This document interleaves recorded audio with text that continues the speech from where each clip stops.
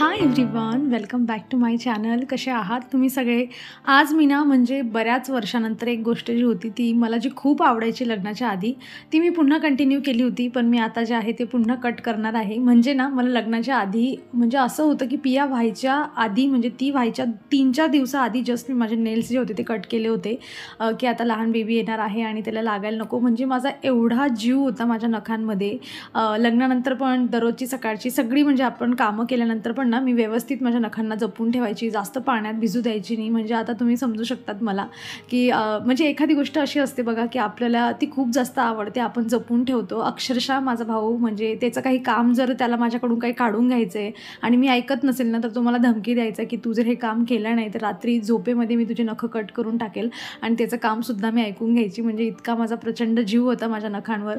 पण जसं पिया झाली आणि जसे मी नखं माझे कट केलेत ना, म्हणजे वाढवून मी त्यांना छान प्रत्येक रविवारी जी असायची नेल पेंट लावायची आवडीची, त्यावर कधी कधी डिझाईन पण काढायची. एवढं मला हे काम आवडायचं आणि छान पण दिसायची माझी नखं असं करून लांब लांब फिंगर असल्यामुळे. पण मग पिया झाल्यानंतर जसे मी त्यांना कट केले त्यानंतर मी कधी वाढवलेच नाही. तर आता भावाचं लग्न होतं, म्हटलं चला मनावर घेतलं मी आणि नखं माझे वाढवले होते. पण 2-4 वेळा पियाने आरडाओरड केली की मम्मा तू तुझे नेल्स कट कर मम्मा, मला लागतात. आणि म्हटलं ठीक आहे चला, झालं आता लग्न आणि झाली ती हाऊस म्यूस. आणि आता मी जे आहे ते नखं कट करते. म्हणजे नखं कट करते असं सांगायला पण थोडं विचित्र वाटतं, पण बघा ना आपल्या भरपूर अशा गोष्टी असतात ज्या आपण लग्नानंतर म्हणा, मुलं झाल्यानंतर आपण सोडून देत असतो. फक्त ही छोटीशी फिलिंग होती जी तुमच्यासोबत मला शेअर करायची होती. आता मी इथे बेडरूममध्ये आली आणि खरं तर ना म्हणजे असा वैताग येतो ना कामाचा की यार ही बॅग आता हिला म्हणजे पॅक करताना मला 4 दिवस लागले, आता हिला अनपॅक करताना परत 2 दिवसाचा वेळ जो आहे तो याच्यामध्ये माझा जाणार आहे. या साड्या परत घडी घाला, कालच्या दिवशी त्यांना उन्हात ठेवलं होतं, आता त्यांना व्यवस्थित घडी घाला. आता 1-2 साड्या वाढल्या म्हटल्यावर ज्या आहेत त्याच कशा बशा त्या ज्या बॉक्स असतात साड्यांचा बॉक्स त्याच्यामध्ये बसतात, त्यामध्ये आता ही एक्स्ट्राची कशी काय बसायची हे पण टेन्शन पडतं.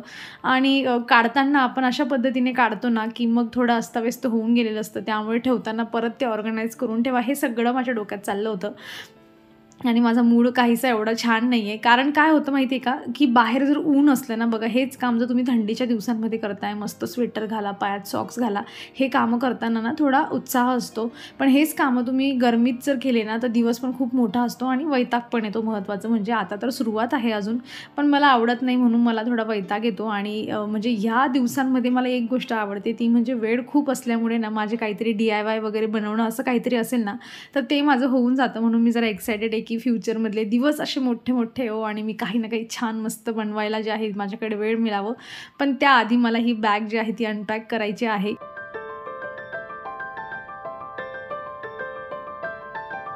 तुमच्यासोबतही असं होत असेल की आपण कुठे गावाहून फिरून आलो की जेवढे कपडे आपल्याला डेली यूजसाठी 2-4 गोष्टी पाहिजेत आपण त्या काढून घेतो आणि बाकीची बॅग जी असते ती 2 दिवस घरात अशीच इकडे तिकडे फिरत असते, तिचा मुहूर्त काही लवकर लागत नाही. तसंच माझ्यासोबत पण ह्यावेळेस असं काहीसं होत होतं.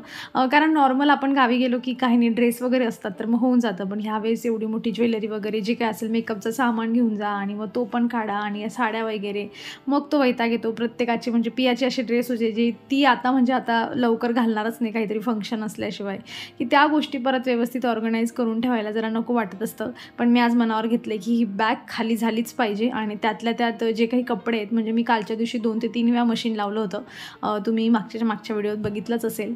आणि म्हटलं आता जे बाकीचे असे कपडे आहेत म्हणजे कुठलाही ड्रेस असू द्या, माझा असू द्या, पियाचा असू द्या, की असा कुठला ड्रेस असला ना की तो नवीन आहे, मी पहिल्यांदा कधी घालून त्याला मशीनमध्ये लावलाच नाही आहे. किंवा मी त्याला जेव्हा पण हाताने कपडे वॉश करून घ्यायचे ना तेव्हा मी अगदी जोर लावून वगैरे कधीच असे नवे कपड्यांना धुत नाही. मी त्यांना थोडं जे आहे अगदी थोडा साबण लावते आणि मग अगदी सॉफ्ट हातांनी त्यांना काढून ठेवते, जेणेकरून म्हणजे काय होतं की नवीन कपडे असतात आपलं त्यांच्यामध्ये जीव पण असतो भरपूर, की आपल्याला असं वाटते की धुतल्यानंतर त्यांचं एक टेक्स्चर जे असतं ते थोडंसं कमी पण होऊन जातं, कलर कधी कधी थोडा फेंट होऊन जातो. आणि हे दोघंही ड्रेस मी मिशोवरून मागवले होते, तुमच्यासोबत हॉलमध्ये शेअर केले होते. तर दोघांपैकी कुणाचाही कलर गेला नाही. ब्लॅक ड्रेस होता, एवढा मस्त भडक असा काळा कलर येतो पण काहीच त्यामधला कलर गेला नाही. मला वाटत होतं की त्यावरची जी पांढरी प्रिंट आहे ना तर ती निघेल म्हटलं, पण ती आता पहिल्या वॉशमध्ये तर काही निघालेली नाही आहे बरं का. आणि मला कमेंट पण आली होती की तू जे 2 ड्रेस ठेवले त्यांची पण रिव्ह्यू दे म्हणून, आम्हाला घ्यायचं आहे. याच्यावर पण प्रिंट आहे पण ती पण काही निघालेली नाही आहे. आणि बघा काय होतं माहिती का, आपण कपडे धुताना आणि जेव्हा आपण त्यांना पिळतो ना, थोडं केअरफुल राहिलं पाहिजे की असे काही कपडे तुम्हाला वाटते की याची प्रिंट निघून जाईल किंवा यावर काही वर्क केलेलं आहे तर ते निघू शकतं, तर पिळताना थोडं सावकाश पिळायचं जेणेकरून मग त्या गोष्टी ज्या खराब होत नाही. सो शेवटी ड्रेस बघा, स्वस्त असो महाग असो, तो आपल्याला कितपर त्याला कॅरी करून घेऊन जायचं आहे तितकी त्याची काळजी आपण जी आहे ती घेतली पाहिजे.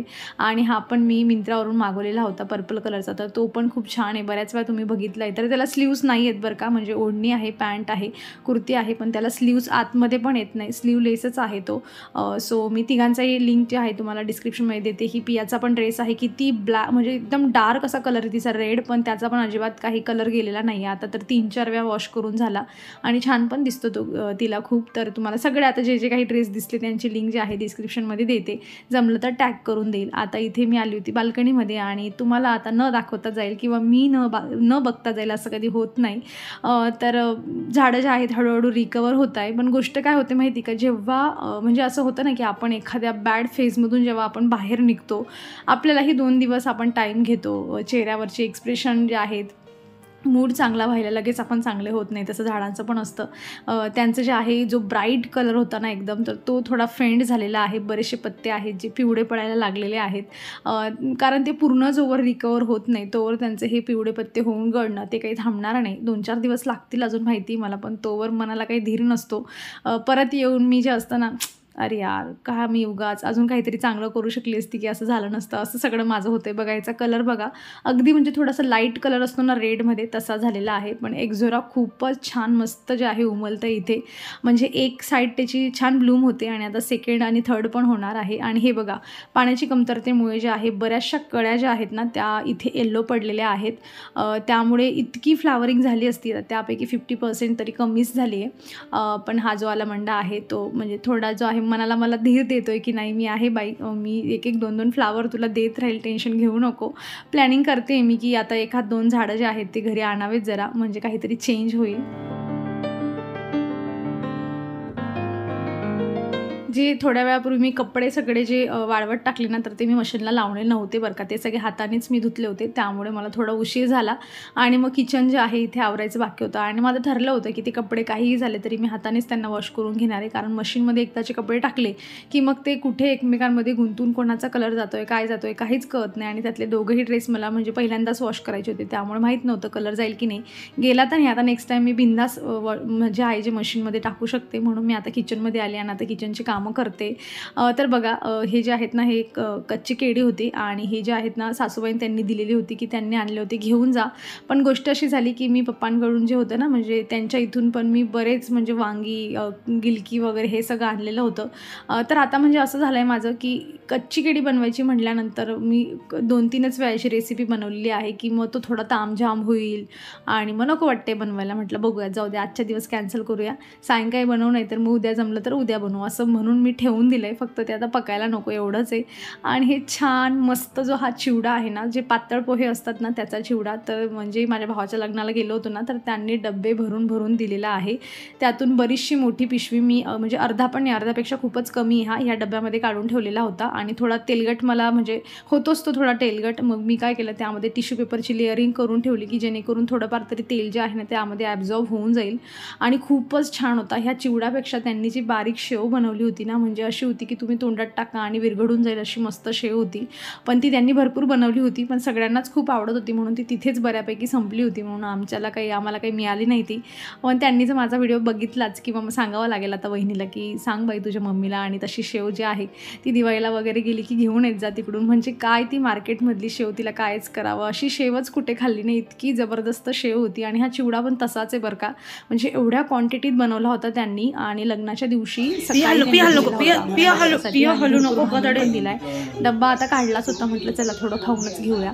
आणि इथे खाता खाता बघा 4 ते 5 या छोट्या छोट्या चिमण्या ज्या आहेत ना त्या इथे आलेल्या आहेत. मी व्हिडिओ करायला गेली की मग उडून जातात त्या. चला असो. स्वयंपाक मला नॉर्मल जे आहे म्हणजे गिलकीची भाजी वगैरे बनवायची आहे, म्हणजे फिक्स नाही आहे, जमलंच माझा मूड झालाच नंतर स्वयंपाक करताना तर मग हे केळी पण आहे ते पण देईन मी गुंडाळून. पण बघूयात आता मूडवर डिपेंड आहे ते, पण म्हटलं जरा टाईम आहे अजून. आणि आताच मी चिवडा पण खाल्ला जसं मी तुम्हाला सांगितलं, तर मग लगेच स्वयंपाक करून मला भूक तर काही लागणार नाही, मीच कमी खाईल म्हटलं. त्याआधी थोडीशी जी आहे हालचाल झाली पाहिजे जेणेकरून मग भूक पण तयार होईल. आणि म्हणून मी इथे शेंगदाणे वगैरे आणले होते मम्मीकडून, तर ते मी जे आहे ना मस्त आता भाजून घेते. आणि मी नेहमी शेंगदाणे म्हणजे मला जेवढे कच्चे पाहिजेत ना थोडे असे वाटी 2 वाटी फक्त काढते मी. बाकीचे जे पण शेंगदाणे असतात ना म्हणजे मी मम्मीकडूनच जास्त करून त्यांच्याकडून आणत असते, कारण चांगल्या क्वालिटीचे असतात. त्या भाजीला त्यांच्याकडून आणलेले शेंगदाण्यांची भाजी जर केली तर त्यांना तेल पण छान सुटत असतं अशा पद्धतीने, म्हणून त्यांच्याकडूनच आणते.